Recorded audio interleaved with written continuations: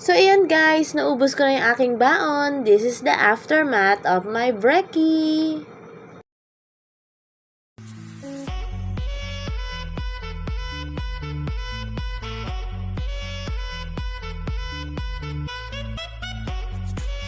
Guys, welcome back to my channel. So, for today's vlog, today is Monday. So, magbe-breakfast na naman ako ngayon dito sa office.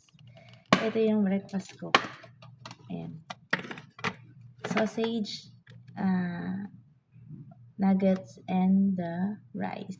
Siyempre guys, tira to sa baon ng anak ko. Kaya, yan. Instead na bibili ako, kakainin ko na lang siya. So, ayan. Siyempre may ketchup tayo. At siyempre, hindi pwede mawala ang coffee. Yan. Kain tayo guys. So, wala lang. Update ko lang kayo sa nangyari kahapon. Medyo nilagnat lang ako. Tapos at the same time, body pain. Tapos I still have my rashes. Ayan o. Hindi ko alam kung saan ko siya nakuha. Ayokong isiping siya at measles or tigdas. Kasi nagkaroon naman na ako nung bata ako. So by the way guys, kahit may sakit ako or nilagnat ako, naligo pa rin ako ha. Ayan, diba? Nagpa-massage din ako kahapon. Swedish massage lang yung pinagawa ko kasi sobrang ayoko ng hard. Gusto ko sana magpa-bentosa kasi masakit yung likod ko pero wag muna kasi nga nilalagnat ako. Baka magsalubong yung init. So ayan guys, kakain na ako. Samahan niyo ako. Let's eat with me.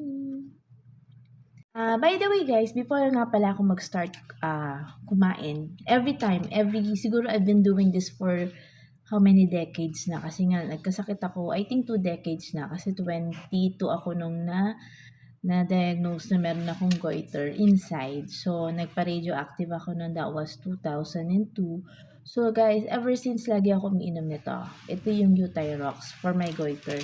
So, bago kumain, kailangan ko siyang inumin nang walang laman yung tiyan ko. 1.5 cup tablet lang siya naman. Pero, ayan, kaganyan. So, yung matitira, lalagay ko dito sa aking medicine cabinet. Medicine, yan. So, ayan siya guys. Okay? So, inom muna akong tubig and then, kakain talaga ako. So, ayan guys, kakain na ako. Ito yung kanin, sa sausage. So, ayan. Alam nyo guys, usong-uso kasi talaga ngayon ng sakit. So, mag-iingat talaga tayo kasi sobrang yung weather kasi it's a flu season. Syempre, at the same time, pagod sa work, diba? By the way guys, yung sausage, yun yung Levy's sausage na color blue. Yung favorite kasi namin ng anak ko yon.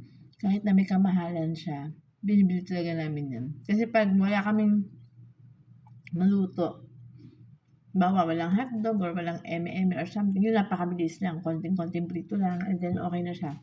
Actually, nung nasa Dubai ako nun, ginagawa ko lang dun, pinagsasama ko lang yun dun sa yakisoba. Hindi ko na siya niluluto, hindi uso sa akin ang luto ng sausage dati. Kailangan lang ngayon kasi may anak ako nakakain. So, hindi magandang hindi yun niluluto.